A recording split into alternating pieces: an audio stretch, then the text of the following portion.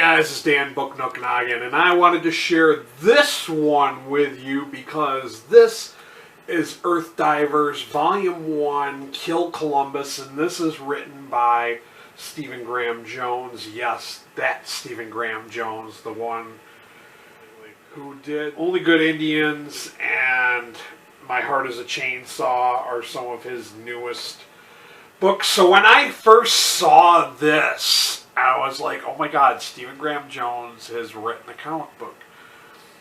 I was like, I gotta get my little hands on that. I need to read that. This is published by IDW Comics, IDW Publishing, more specific. This collects single issues, numbers 1 through 6 of the same title. And just to give you a rundown of what this is about, this is more or less a what if. It's based on the premise that the global warming has seriously fucked up the world. It takes place in the year 2112. A majority of humanity has left the planet. Native Americans are left with the remnants, the leftovers of North America. And a couple of them get together and they're like, why don't we go back in time? And just because they feel like it's all because of Columbus that the global warming happened and all that, and that the world got destroyed.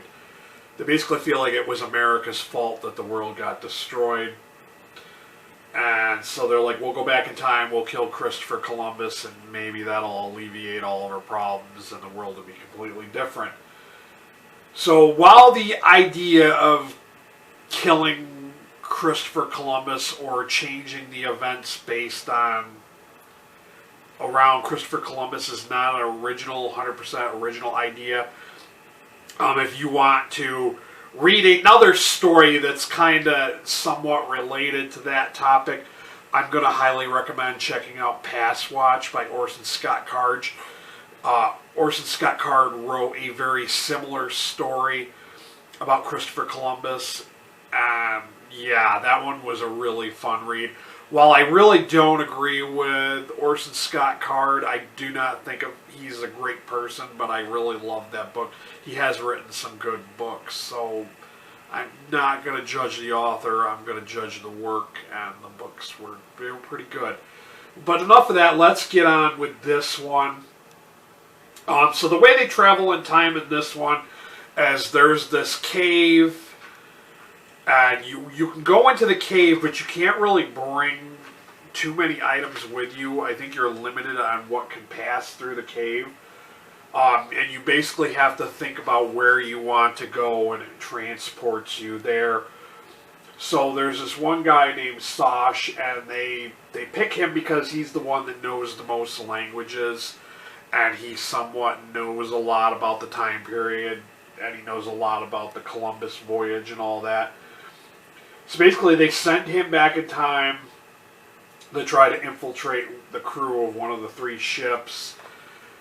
And he has to basically complete the mission of assassinating Columbus.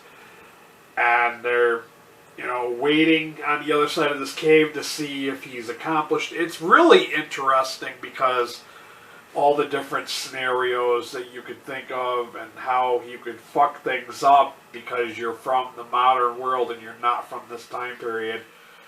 And it was just a really super fun read.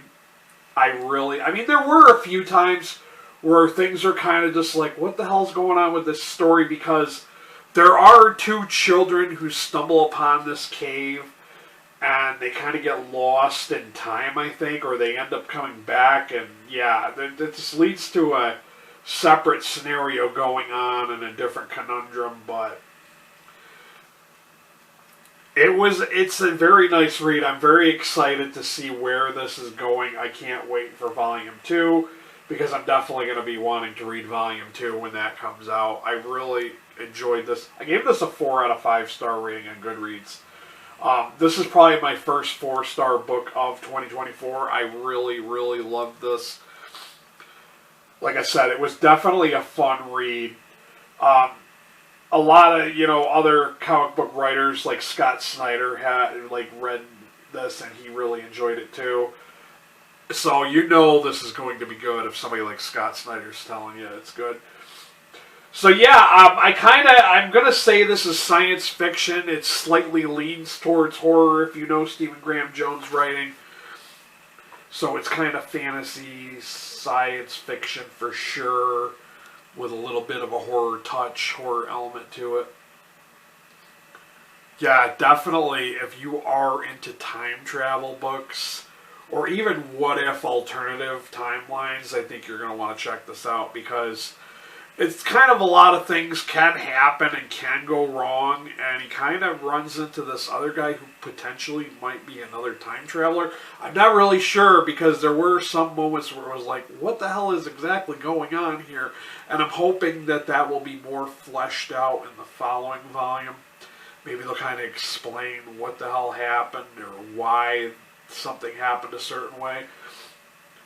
But like I said, it was really good. I can't wait to see where this is going. I really enjoyed it. Not too much more I can say about it. If you do want to check this out, pick it up for yourselves, I will have a link to Amazon down below. Any and all purchases made through that link doesn't necessarily have to be this book. It can be anything. If you want to buy a coffee mug, as long as you're purchasing items through that link, I get a small percentage of every sale. Also, if you got something for watching this video, buy me a coffee. I will have a link to my coffee down below.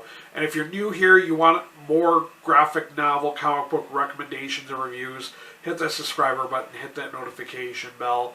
That's all I got for you guys. Till next time, later.